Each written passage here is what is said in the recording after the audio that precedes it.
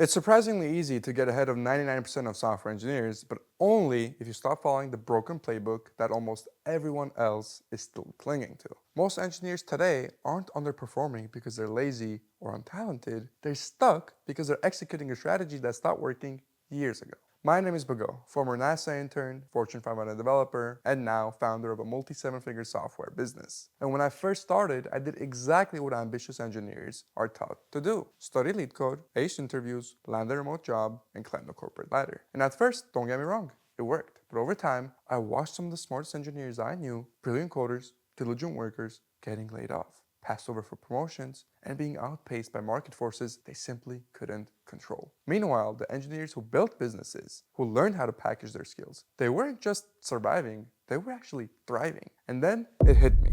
The market had changed, but most engineers' mindsets had not. And right now, almost every single engineer is running the same exact playbook. Grinding lead code, applying to remote jobs, clinging to titles and salaries for security, and playing office politics to climb the corporate ladder. But here's the reality. Between 2022 and 2024, software developer job postings dropped by 40%. AI tools like GitHub Copilot and Cursor AI now automate 30 to 50% of basic coding tasks. Big tech alone laid off over 250,000 workers last year in the United States, and median engineer salaries have fallen 17% in the competitive remote markets. So you could be the best coder in the room and still get blindsided because the ladder you're climbing doesn't even reach where you think it does. When everyone plays the same game, the game itself breaks. And in a market this crowded, the winners aren't the best coders. They're the ones who stand out. But here's the deeper problem nobody talks about. It's like that old baby toy, the one with a box and different shape slots. Every engineer is a different shape. Some are triangles, circles, stars, squares, but everyone's trying to jam themselves into the same triangle-shaped hole. They're forcing themselves into a mold that was never built for them. And when they don't fit, when a job doesn't pan out, or the dream job becomes a grind, they think something's wrong with them. But the problem isn't the shape,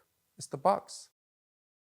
So how do you get ahead of 99% of software engineers in a world like this? Well, I'll break it down in just a second, but first, you need to understand why what you're doing right now isn't working. Let's talk about the two forces that completely rewrote all the rules, even if no one told you yet. First, automation. Code itself is becoming increasingly commoditized. Tasks that used to take junior devs days now take GitHub Copilot, GPT, or Cursor seconds. In fact, GitHub's 2023 survey showed that Copilot automates 30 to 50% of basic tasks. Even mid-level work, like refactoring, documentation, and testing, is being absorbed by tools. So if your entire edge is just coding faster, you're not competing against humans anymore. You're competing against algorithms that never sleep, never ask for raises, and never get sick. Second, is globalization. You're not just up against the guy in your city. You're up against elite engineers from Bangalore, Sao Paulo, and everywhere else from across the globe who can do the same exact work that you do for 1/3 of the price. So every single remote job posting, well, you have thousands of global applicants 24/7 racing to the bottom on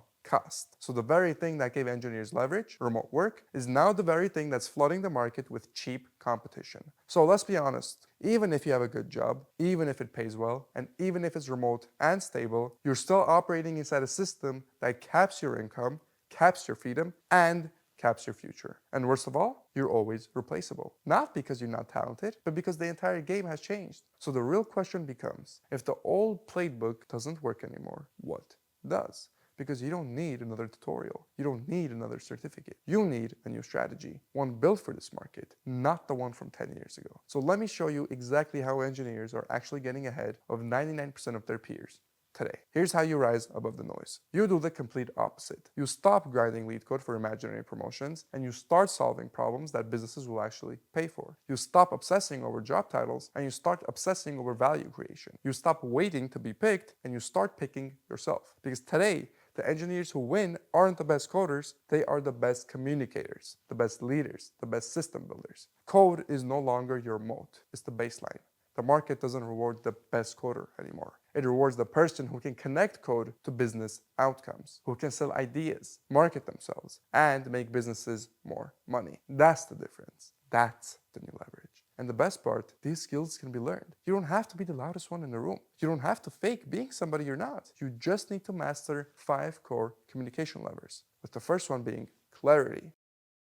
Most engineers overcomplicate their language. And don't get me wrong, I used to do the exact same thing. Until one day I was told that if you can't explain it to a fifth grader, you don't really understand it. And that changed everything for me because I understood that businesses don't pay for jargon, they pay for clear outcomes. So don't say I built an internal optimization layer. Say I made the system 40% faster and saved $200,000. It's all about relevance. Engineers love details, businesses love results. Second is relevance. One of my first ever freelance gigs almost slipped away because I spent 15 minutes explaining my backend stack. The client didn't care what the heck backend even meant. When I reframed it to, well, this integration will save you, say, 2 full-time hires alongside an X amount of money, the deal closed on the spot. Third is all about authority. Speaking with conviction, no hedging, no over-explaining. I used to say things like, well, maybe this could work, until I was told, if you're not confident, why should I be? Understand that confidence isn't arrogance, it's clarity in motion. Fourth is storytelling.